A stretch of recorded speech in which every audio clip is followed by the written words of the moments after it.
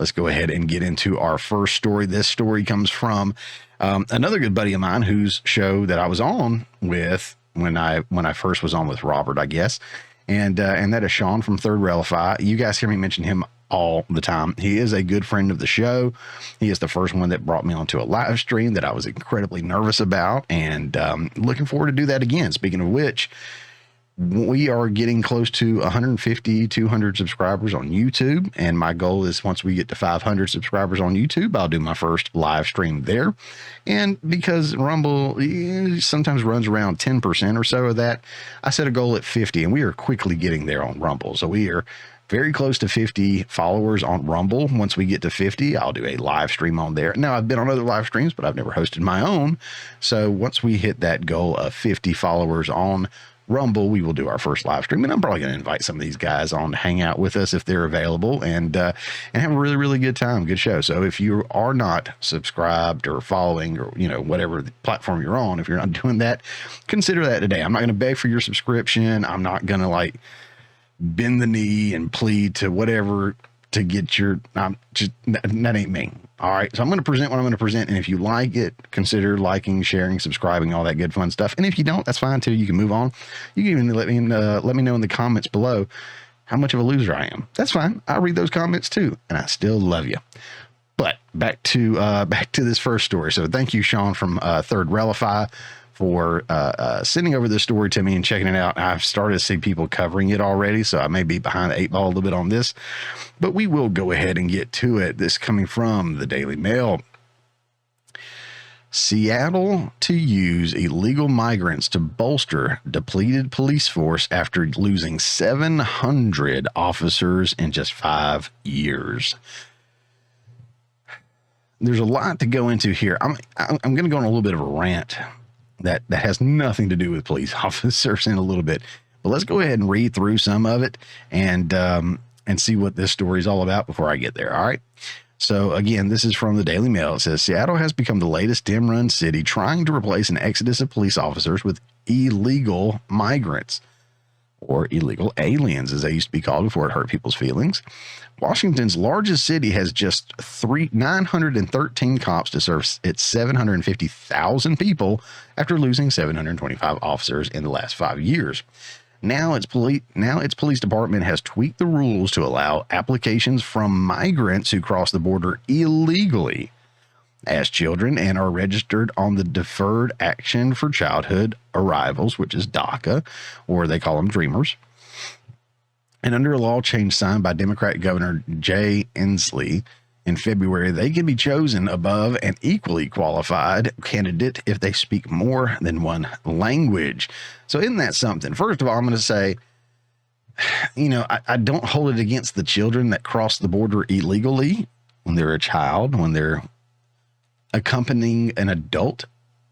And I'm going to use the word adult instead of parent.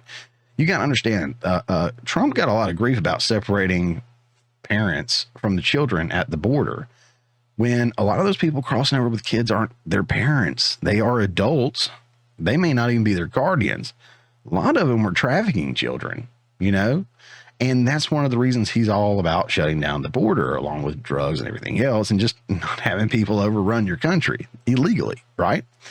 So there's children that were brought over by an adult, and I have sympathy for these people. I really, really do.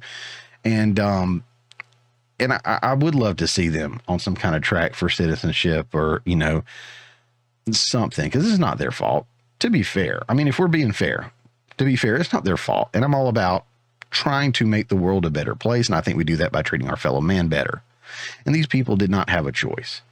So I'm all about discrepancy, and this may irritate some people on the right, but I'm all about trying to find common ground here and work things out. What I don't care for so much, if they are technically an illegal alien or migrant, as they call them, they don't need to necessarily be trying to work a job where they have to uphold the law. Does that make sense? Okay. Not only that, but as we see right here, under a law change, they can be chosen above an equally qualified candidate if they speak more than one language. So you get Mexican child that comes over that learned Mexican when they were in Mexico. They come over here, they learn English, and they know 2 languages. Now they're going up against a whatever, black, white, Hispanic, whatever. That's someone who's an actual American citizen, legally, either born here or through citizenship, tests and all this and that, or whatever. Someone who's legally here that should be able to legally hold a job may lose out on a role to an illegal immigrant. Let that sink in. They can lose a job that they really want to an illegal immigrant who is equally or less qualified just because they can speak multiple languages.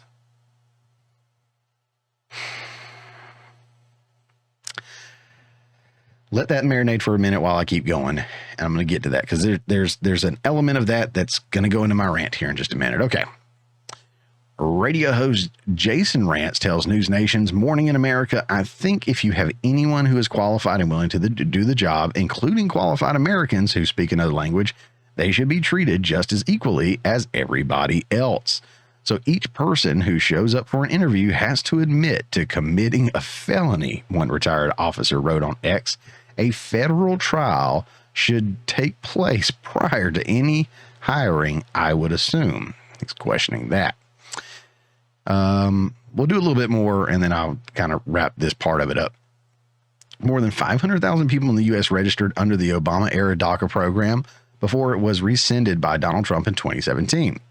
While they are allowed to work in the U.S. under a renewable 2-year work permit, restrictions on carrying firearms had previously barred them from police work. But in a memo last year, the department stated that DACA recipients can possess duty firearms and possess ammunition as part of their official law enforcement officer duties. So right there, we already see an issue. If you're not a legal citizen in this country, you don't have the same rights guaranteed to you. One of those is the right to bear arms. And it makes sense you don't want to put the firearm in the hand of an illegal immigrant who is also a felon, essentially, because they are an illegal immigrant. And they're going to pull you over for speeding. But that's not a felony. Anyways, I do have issues with this. There's a little bit of stupidity here. I think there's probably a way to go about this in a better sense as far as allowing them to apply for jobs and do stuff, right? I don't see an illegal immigrant having the hypocritical job of upholding the law to a legal citizen. That's just me. I don't know how you guys feel. Let me know in the comments section below. In fact, I'm going to go ahead and just stop there. I mean, the article goes on. Guys, I'll tell you, if this is your first time watching, this is very big, I think. But Steven Crowder does this over at Louder with Crowder, and I'm going to talk about them in a little bit too. But I really, really appreciated seeing that, and I'm starting to see other people do it too. I've done it from day one because I've learned from them that this was a excellent thing to do, and that is make your sources available to the viewers, to the audience, right? So all the sources that I use, be it a website, an article, even just a headline, if you see like a clip of it, a video that I play, snippets from a video, data that I share, whatever, any data sources that I used, statistics, headlines, like I said, anything. Those sources are always going to be available to you in the comment section, or not the show notes below, the description, not the comments, the description below. So despite what platform you're on watching this, if this video is there, the show notes should be there and the sources should be linked there. 100%. So check them out. Go read the full article if you're interested in it. I know there's probably some other ones out there that cover this as well. But again, make sure I'm not being taken out of context. This is kind of some foreshadowing into our later story about how the news media is spinning things. I want to be transparent. I want you to trust me. I want you to be able to come and watch the Morning Mayhem and go, this guy has a biased slant. This guy has his own perspective and views and leans to the right and all this and that. But he tells it like it is. He shares facts. And even when he's got a little bit of a slant to it, or he has his own, personal bias in it, I can go read it for myself and make sure that this is legit. And that's what I hope. I hope I do a good job in putting that out there for you all to know that I am trying to be transparent. I'm not trying to trick anybody on anything. Okay. So let's go into my little bit of a rant here. This isn't just about this police force, any police force, but any job. It can be about anything, right? I've worked in management for most of my adult life, and most of that has been in retail. Okay. So here's what I know. You hire good people. You treat them well. You pay them right, and they will stick around. They'll work hard. They will become dedicated to you. They don't want to lose a job where they're treated right and paid well. To get both of those at the same place is pretty difficult sometimes. So you get hardworking people that are going to do their job and do it right. And they're going to be committed long term, right? On the flip side, when you don't do those, the good ones leave. The bad ones stay. Everything goes to crap.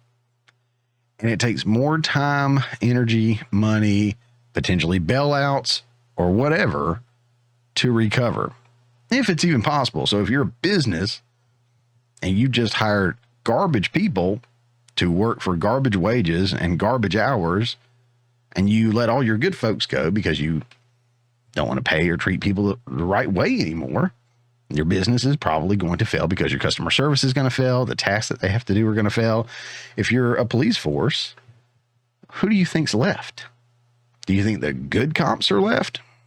Hey, I'm in it to fight crime, no matter how little I get paid or how overlooked for promotions and raises and everything I am for people that are illegal immigrants and stuff. You think those people are sticking around? No. You're getting people that want the power. You get people that want the influence. You get people that are in it for themselves. I can almost guarantee. This article does go on. I will say, like, if you look it up, go past where I did, read some more. It talks about people that pen letters.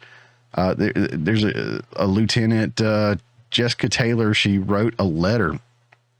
She left them after 23 years of service. She said, your controlling, bullying, and gaslighting tendencies have wreaked havoc on this department, driving away talented and dedicated officers. That's my point right there. You're pushing away the good people. And let me tell you something. As a taxpayer, I want the best people working for me. That's why I don't care if there's a jerk in the White House. If he's a jerk getting stuff done that benefits me and my family and my friends and my neighbors and all of us, I don't care what he tweets. I don't care how he talks to people. If he's making a positive impact on our lives, making this world a better place, or at least this country a better place. To be fair, I don't care as much about the world as I do America. And I don't care about anybody else's family as much as I do mine, if I'm 100% transparent. But my point is, if you got somebody out there fighting for you and you are paying them as the taxpayer, you want the best. And I feel bad for these people that are about to have potential felons wearing the badge, carrying a firearm, trying to uphold the law in such a hypocritical way. Hey guys, thanks for checking out this clip from the Morning Mayhem. Remember, this is just a portion of the full show that comes out every Friday morning at 10 a.m. Eastern Time. If you hadn't already, don't forget to subscribe so you don't miss out on any of the full shows or these tasty little nuggets.